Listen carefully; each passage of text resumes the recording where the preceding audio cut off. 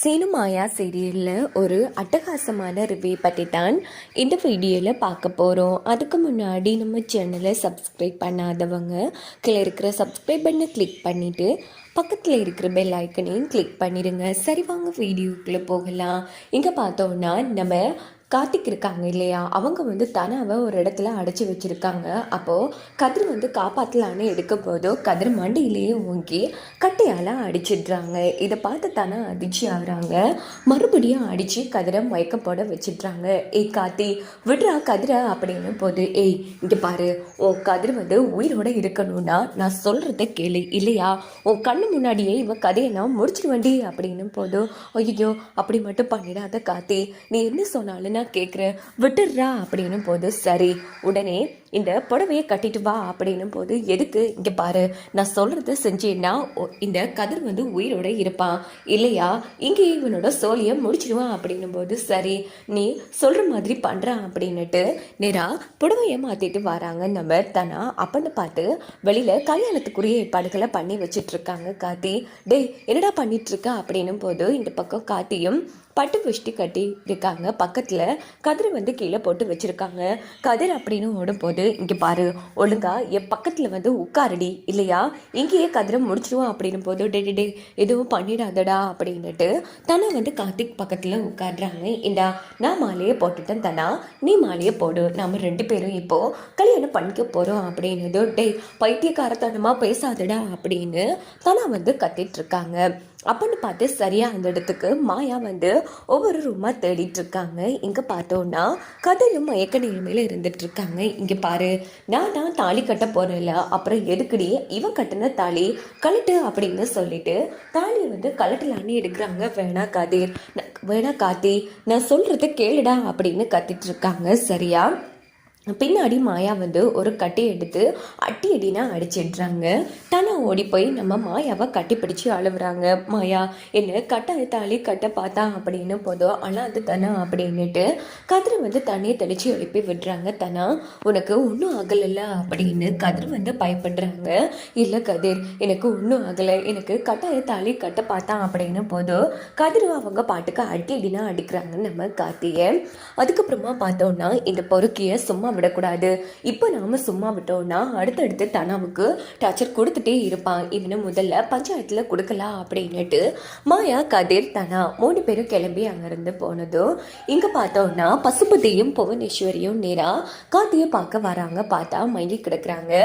உடனே தண்ணியெல்லாம் தெளிச்சு, டே கார்த்தி எழுதுடா அப்படின்னு போதும் அத்தை எங்க அத்தை அந்த தனா எங்க அப்படின்னு போதுட்டு என்னடா ஆச்சு அப்படின்னு நடந்த அத்தனை விஷயத்தையும் காத்தே சாமுண்டீஸ்வரி நம்ம புவனேஸ்வரி கிட்ட சொல்கிறாங்க. இதுக்கிட்ட புவனேஸ்வரி செம அதிர்ச்சி ஆகிறாங்க. டே ஏண்டா இப்படி அவசரப்பட்ட, இப்போ மட்டும் பஞ்சாயத்துக்கு போயிடுச்சுன்னா அவ்வளோதாண்டா, நம்ம எல்லாரும் நடுத்தரவுக்கு போக வேண்டியதுதான் அப்படின்னு புவனேஸ்வரி பசுபதியும் கார்த்தியை திட்டி கூட்டிகிட்டு போகிறாங்க. இங்கே பார்த்தோன்னா பஞ்சாயத்தில் வந்து புகார் கொடுத்துடுறாங்க நம்ம மாயா லெட்டர் மூலமாக.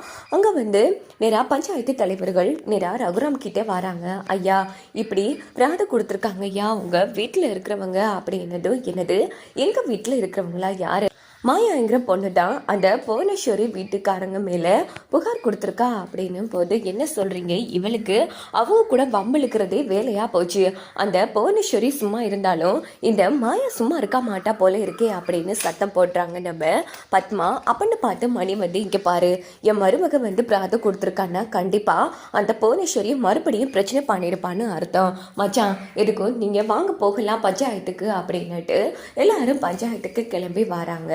அங்கே பார்த்தோன்னா புவனேஸ்வரி வீட்டில் இருக்கிறவங்களும் வந்து நிற்காங்க. உடனே லெட்டரை வந்து படிக்க சொல்கிறாங்க ரகுராம். அதில் வந்து இப்படி கார்த்திக் வந்து தனாவை கடத்தி கதிரை வந்து கதிரோட சொல்லியை வந்து முடிக்க பார்த்ததாகவும் கட்டாயத்தாலி கட்ட எடுத்ததாகவும் அப்படின்னு இருக்குது. இதை படித்த ரகுராமுக்கு வருது பாருங்க கோபம்.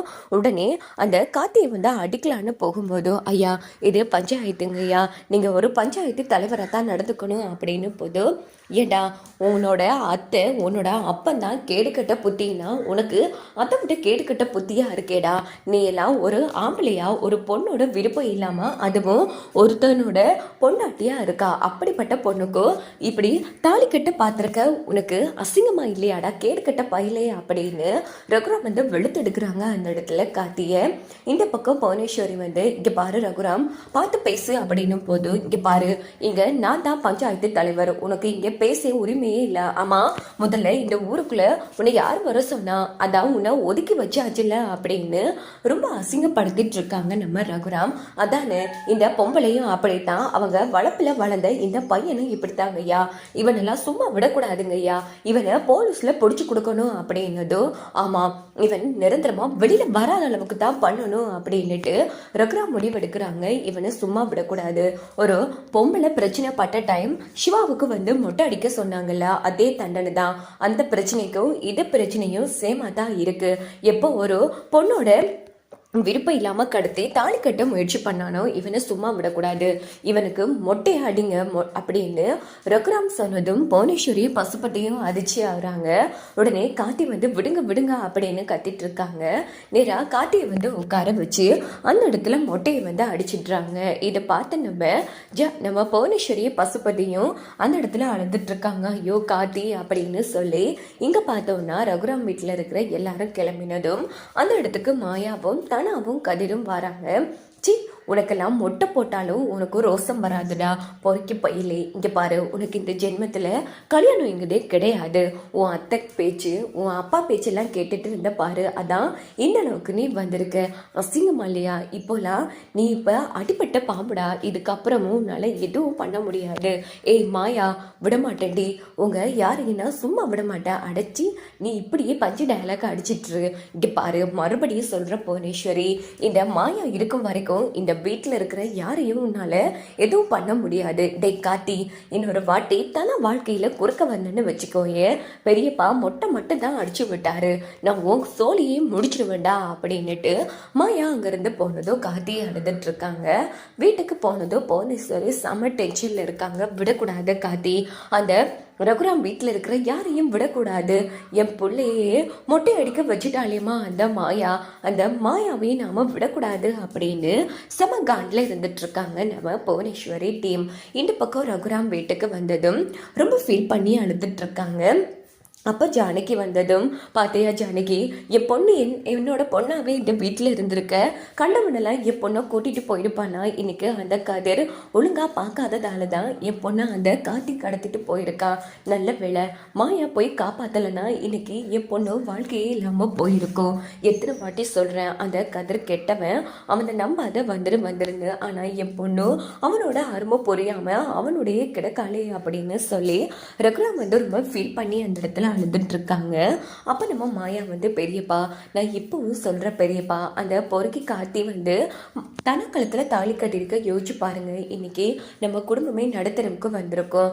கதிர் வந்து ஏமாத்தி கல்யாணம் பண்ணாலும் அவன் ரொம்ப நல்லவன் பெரியப்பா, அவன் நல்லா தான் பாத்துக்கிறான் அப்படின்னதும், ஏய் நீ பேசாத, இங்க பாரு மறுபடியும் சொல்ற, உனக்கு இந்த குடும்பத்துக்கும் எந்த சம்மந்தமும் கிடையாது, இப்படி தேவையில்லாம என்கிட்ட பெரியப்பா அதுன்னு பேசுற வேலையெல்லாம் வச்சுக்காத அப்படின்னு திட்டிட்டு ரகுராம் வந்து உள்ள போனதும் மாயா ரொம்ப ஃபீல் பண்ணி அழுதுட்டு இருக்காங்க. அப்படின்னு பார்த்து ஜானகி வந்து ஆறுதல் சொல்றாங்க. நீ கவலைப்படாத மாயா, கூடிய சீக்கிரமே சீனு உன்னை புரிஞ்சுக்கிட்ட மாதிரி அவரும் உன்னை புரிஞ்சுப்பாரு அப்படின்னு சொல்லி ஜானகி வந்து மாயாவை ஆறுதல் படுத்துறாங்க. இந்த பக்கம் பார்த்தோம்னா நம்ம பத்மா, பார்வதி, சாரு 3 பேரும் திட்டம் போட்டுட்டு இருக்காங்க. சாருவோட கல்யாணமும் நெருங்கிட்டு இருக்கு. எல்லாம் நல்லபடியா முடியணும். முக்கியமா அந்த மாயா வந்து வீட்டை விட்டு வெளியில் போயே ஆகணும் அப்படின்னு இவங்க ஒரு பக்கம் திட்டம் போடுறாங்க. இன்னொரு பக்கம் பார்த்தோன்னா புவனேஸ்வரி வந்து லிங்கத்தை கூப்பிட்டு பேசிட்டு இருக்காங்க. எங்கள் வீட்டு பிள்ளைக்கு அந்த மாயா மொட்டை அடிக்க வச்சுட்டா, அந்த கதிர் தானா இனி நமக்கு டார்கெட் கிடையாது, அந்த மாயா தான். மாயா கதையை முடிச்சா மட்டும்தான் நம்மளால எல்லாமே பண்ண முடியும் அப்படின்னதும், சொல்லுங்க மேடம் நான் இப்போ என்ன பண்ணணும் அப்படின்னு லிங்கம் கேட்குறாங்க. அந்த பத்மா, பார்வதி வந்து சாரு கல்யாணத்தில் ஒரு நாடகம் போடுறாங்க இல்லையா, அது எல்லாமே வந்து டம்மியாக போகட்டும், அந்த மாயா கதையை அந்த வீட்டில் வச்சு முடிக்க சொல்லுங்க அப்படின்னு ஒரு பொருளை வந்து கொடுக்குறாங்க.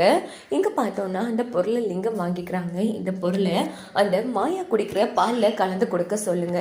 பாலை குடித்த அடுத்த நொடியே அவளோட சொல்லி முடிச்சிடும். அதுக்கப்புறமா அந்த மாயா நமக்கு தடையாக இருக்க மாட்டா, ஈஸியாக ரகுராம் குடும்பத்தை பழி வாங்கிடலாம் அப்படின்னதும் சரிங்க அப்படின்னுட்டு லிங்கம் பத்மா பார்வதியை வர சொல்கிறாங்க. இங்கே பாருங்கள், மாயாவால் தான் எல்லாமே சொதப்பிட்டு இருக்கு. மாயாவை வந்து நாம் இவ்வளோ போராட்டம் பண்ணி அந்த வீட்டை விட்டு துரத்துற விட அவளோட சோழியே முடிச்சிடலால அப்படின்னதும், ஐயோ என்னங்க பேசிட்டு இருக்கீங்க, போலீஸ் கேஸ் அதுன்னு. ஆனால் கம்பின்றது யாரு, நாங்கள்ல. இங்கே பாருங்கள், உங்கள் மேலே எந்த சந்தேகமும் வராது. இந்த மருந்து வந்து மெடிக்கலில் கூட காமிக்காது. அதனால இந்த மருந்தை மாயா குடிக்கிற பாலில் வந்து கலந்து கொடுத்துருங்க. குடிச்ச அடுத்த நொடியே மாயா என்ன இது காரணமே தெரியாமல் இல்லாமல் போயிடுவா அப்படின்னதும் சரிங்க அப்படின்னுட்டு பத்மா பார்வதி நேராக அந்த மருந்து எடுத்துகிட்டு வீட்டுக்கு கிளம்புறாங்க. இதோட இந்த ப்ரோமோ முடிஞ்சுது.